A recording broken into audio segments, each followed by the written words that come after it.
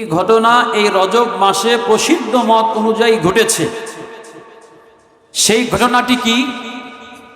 তা হচ্ছে আল্লাহ রাব্বুল আলামিন যত মাখলুকাত সৃষ্টি করেছেন, সমস্ত মাখলুকাতের মধ্যে, সৃষ্টি জীবের মধ্যে আল্লাহ সবচাইতে দামি করে যাকে সৃষ্টি করেছেন তিনি হলেন আল্লাহর প্রিয় হাবিব মুহাম্মদুর রাসূলুল্লাহ সাল্লাল্লাহু আলাইহি ওয়াসাল্লাম।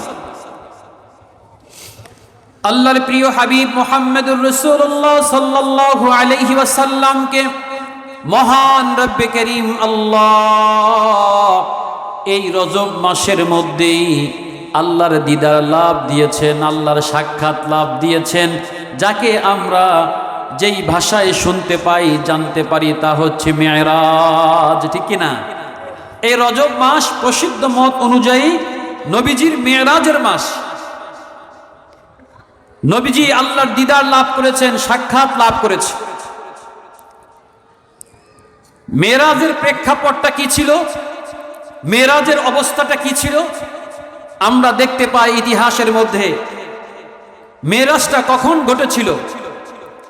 রাসূলুল্লাহ সাল্লাল্লাহু আলাইহি ওয়াসাল্লাম বিশ্ব মানবতার মুক্তির দিশারি রহমতে আরবি মুহাম্মদুর রাসূলুল্লাহ সাল্লাল্লাহু আলাইহি ওয়াসাল্লামকে দ্বীনের জন্য, ইসলামের জন্য, কালিমার জন্য, তাওহীদের জন্য 3 বছর কাফেররা কারাকুষ্টে রেখেছে, জেলে আবদ্ধ করে রেখেছে। নবীজি সহ সাহাবায়ে কেরামকে 3 বছর কারাবন্দী করে রেখেছে। খাওয়া দাওয়া, উঠা বসা, ব্যবসা বাণিজ্য, কায় কারবার সব কিছু নবীর সঙ্গে ছিন্ন করেছে। নবীজিকে 3 বছর বয়কটের মাধ্যমে নবীজি এবং সাহাবায়ে কেরামকে ঘর কোণে করে রেখেছে, আবদ্ধ করে রেখেছে। অর্থাৎ 3 বছর নবীজিকে জেল খাটানোর পরে নবীজি মুহাম্মদুর রাসূলুল্লাহ সাল্লাল্লাহু আলাইহি ওয়াসাল্লাম 3 বছর পরে মুক্তি পেয়েছেন।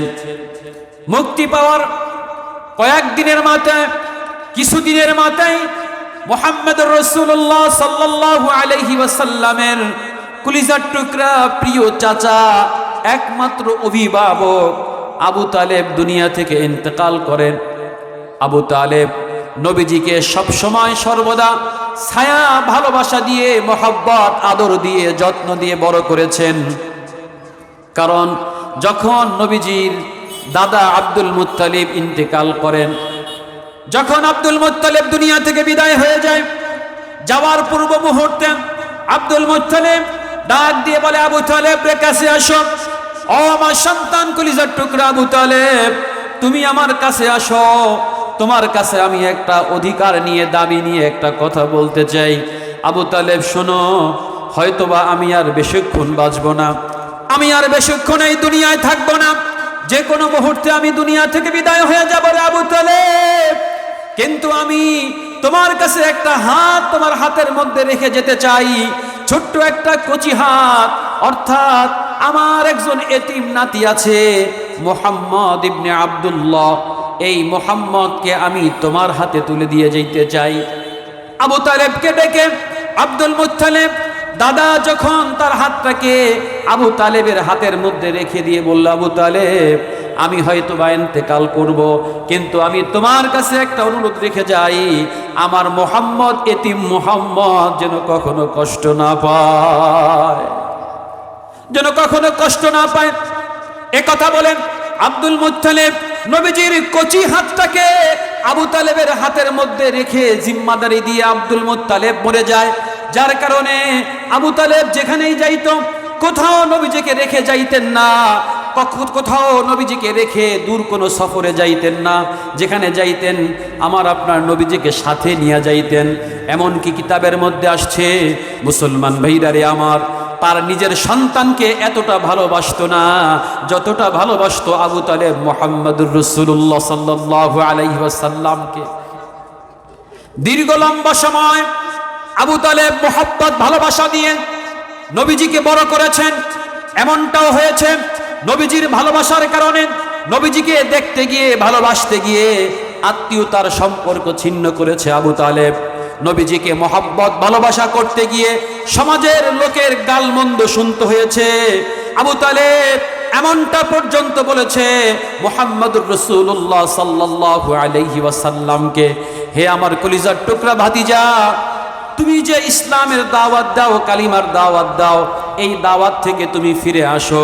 মুহাম্মদুর রাসূলুল্লাহ সাল্লাল্লাহু আলাইহি ওয়াসাল্লাম বলেন, চাচা রে, আমি যেই আল্লাহর দাওয়াত দেই, যেই কালিমার দাওয়াত দেই, কখনো আমি আল্লাহর এই দাওয়াত থেকে, কালিমার দাওয়াত থেকে, তাওহীদের দাওয়াত থেকে ফিরে আসবো না।